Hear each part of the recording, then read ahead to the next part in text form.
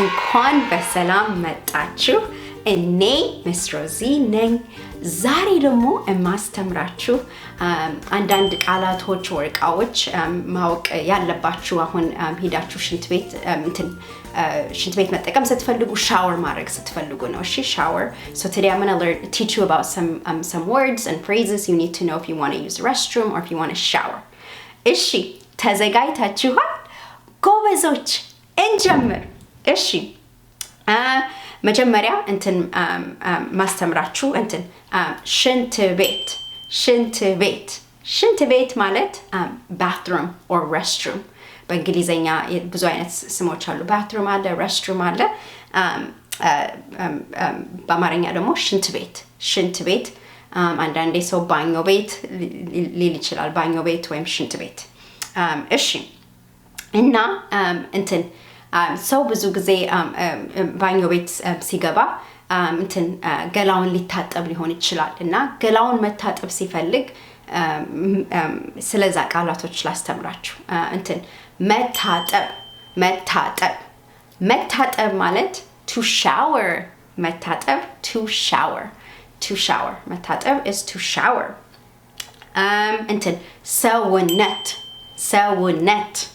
ሰውነት ማለት your body. ሰውነት is your body. So when you want to shower, you would shower your body, right? Shower is washing your body. ሰውነት ወይም body. ከዛ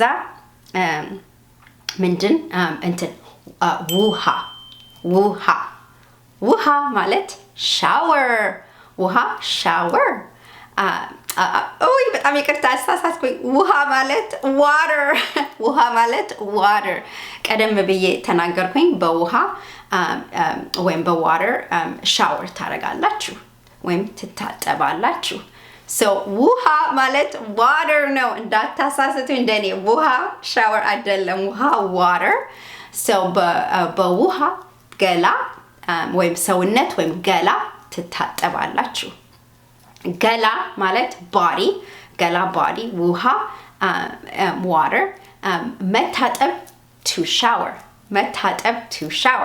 so ደግሞ ሌላ ምን አስተምራችኋለሁ? ሳሙና ማለት soap. when you shower you need water and you need soap. ገላ ስትታጠቡ ውሃ ያስፈልጋል፣ ሳሙና ያስፈልጋል። ሌላስ ምን ማወቅ አለባችሁ? ሽንት ቤት ውስጥ ገንዳ ማለት bathtub. bathtub. So when you're in the bathroom, where you would shower is in a bathtub. Or some people may have only standing shower. So ሽንት ቤት ውስጥ ስትገቡ ገላ የት ነው የምትታጠቡት? ገንዳ ውስጥ። ገንዳ አይደል? አዎ ገንዳ bathtub. so ሳሙና ያስፈልጋል። ውሃ ያስፈልጋችኋል። ሌላ ደግሞ ምን ያስፈልጋል መሰላችሁ? ጨርቅ ማለት ጨርቅ is like a rag. And so some people might use a small rag or a small towel, ፎጣ towel, to wash their body. አይደል?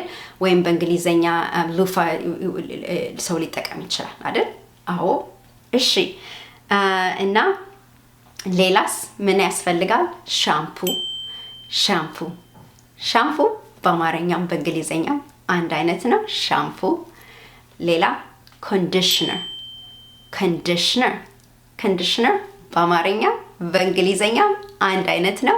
ኮንዲሽነር። so ሻምፑ እና ኮንዲሽነር ሳሙናዎች ናቸው ለፀጉር። ሻምፑ እና ኮንዲሽነር የፀጉር ሳሙናዎች። so ሻምፑ ኮንዲሽነር ለፀጉር ያስፈልጋል። ሌላ ማበጠሪያ ማለት comb. ሌላ ደግሞ ብሩሽ በአማርኛም በእንግሊዘኛም አንድ አይነት ነው።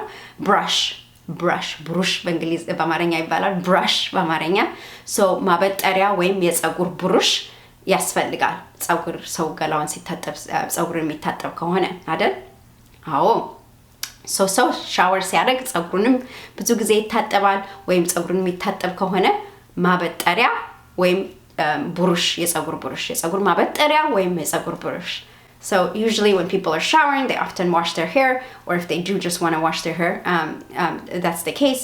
And then they will need a brush, they will need shampoo, they will need conditioner. They will often need also a comb. Some might use comb, some might use a brush, some might use both. Added? Oh, ishi. Inqatal. ሌላ ደግሞ ምንድነው ቅድም ያልኩት እንትን ፎጣ ማለት towel ፎጣ ማለት towel ነው እና ሰው ከታጠበ በኋላ በውሃ ከተለቀለቀ በኋላ በፎጣ ይሸፈናል በፎጣ ተሸፍኖ ፎጣ ያደርቀዋል so ፎጣ is towel when somebody has showered they've rinsed off the soap they will often put a towel around them to dry themselves with water or from the water to dry themselves from the water from showering so መታጠብ እንዳልኩት is to shower ማድረቅ is to dry ከታጠበ በኋላ ሰው ሲታጠብ እርጥብ ነው እርጥብ is wet when someone has showered they are wet እና በፎጣ ደግሞ ከተጠቀመ በኋላ እንትን ደረቅ means dry ደረቅ እንትን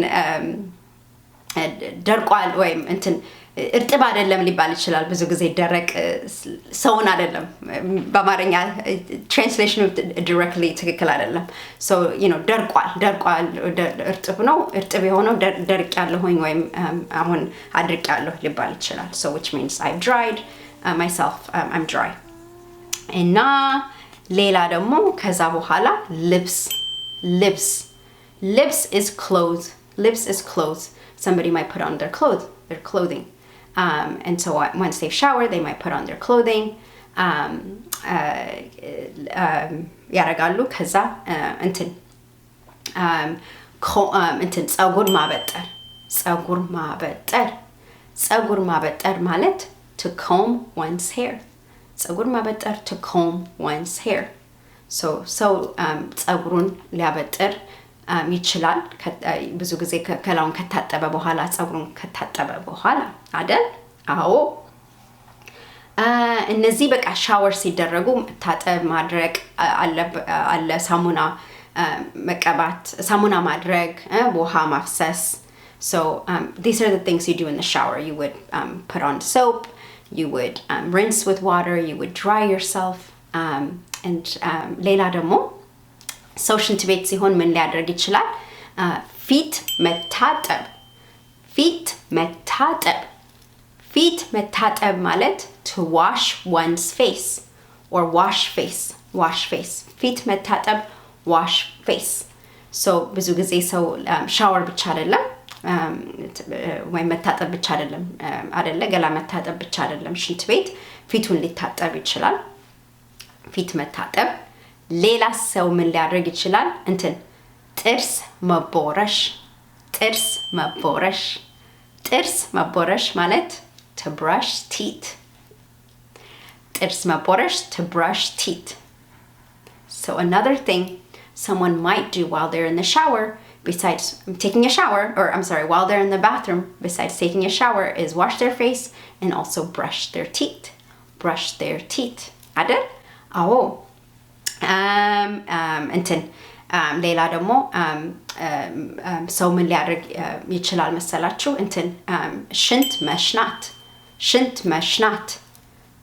መሽናት ማለት to pee or urinate so ሌላ ነገር ሰው ሽንት ቤት ምን ያደርጋል ሽንቱን ይሸናል another thing somebody would do in a bathroom is they would pee or urinate አይደለ አዎ እንትን ደግሞ ሌላም ሰው ምን ሊያደርግ ይችላል እንትን ካካ ማድረግ ካካ ማድረግ ካካ ማለት እንትን ምንድነው በቃ በአማርኛም በእንግሊዘኛም ልንጠቀም እንችላለን ካካ ወይም በእንግሊዘኛ you know to ብዙ ጊዜ ሰው ሽንቴ ልሸና ነው ወይም ካካ ላረግ ነው አይልም በእንግሊዘኛ I need to use the restroom ይላል ብዙ ጊዜ I need to use the restroom ማለት በቃ ቶይሌቱን ለመጠቀም ነው አይደል አዎ ቶይሌቱን እንጂ ገላ ለመታጠብ I need to use the restroom አይባልም I need to use the restroom በአማርኛ ደግሞ ሽንት ቤት ልጠቀም ነው ሽንት ቤት ልገባ ነው ወይም ሽንት ቤት ልጠቀም ነው so ካካ ወይም ሽንት ሲሆን ብዙ ጊዜ እንደዚህ አይናገሩም ግን ህፃኖች ሊናገሩ ይችላሉ ግን ሻወር ሊያረግ ሲል ይናገራል ገላዬን ልታጠብ ነው I'm going to shower so oftentimes when they are going to shower people will be explicit but when they're you know going to actually use the toilet they're not necessarily usually going to say I'm going to pee or I'm going to have a bowel movement but that's how you would say it but kids might so እና እነዚህ አንዳንድ ሽንት ቤት ስትገቡ የምታደርጓቸው ናቸው እንትን እንዳስተማርኳችሁ ውሃ አለ ውሃ water መታጠብ to shower እንትን soap ሳሙና soap እንትን ከዛ ደግሞ ማበጠሪያ brush አለ ሌላ ደግሞ እንትን ፎጣ towel እንትን እርጥብ is wet